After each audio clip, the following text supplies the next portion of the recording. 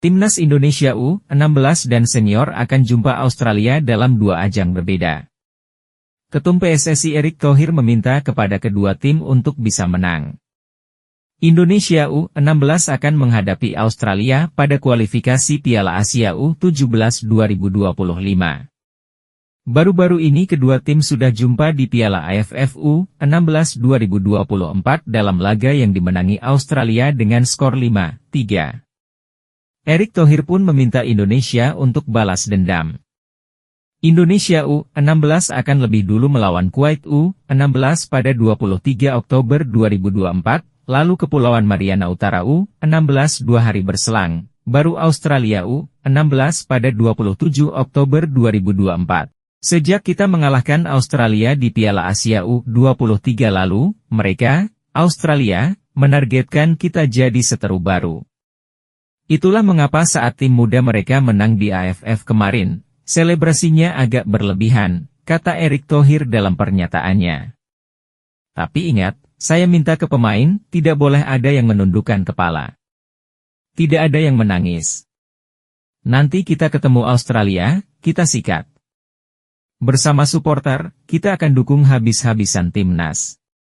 Kita bangsa besar, kenapa mesti takut dengan mereka, ujarnya menambahkan.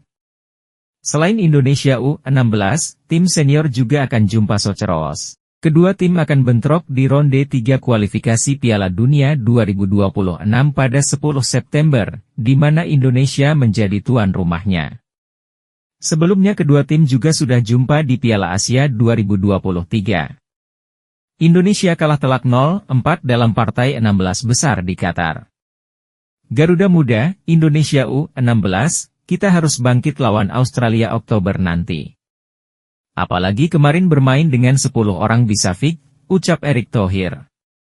Lalu saya akan bilang ke tim senior kita yang akan ketemu Australia di kualifikasi Piala Dunia untuk juga fix dan bisa kembali kalahkan mereka, tuturnya. Australia memang seolah menjadi seteru baru buat Indonesia.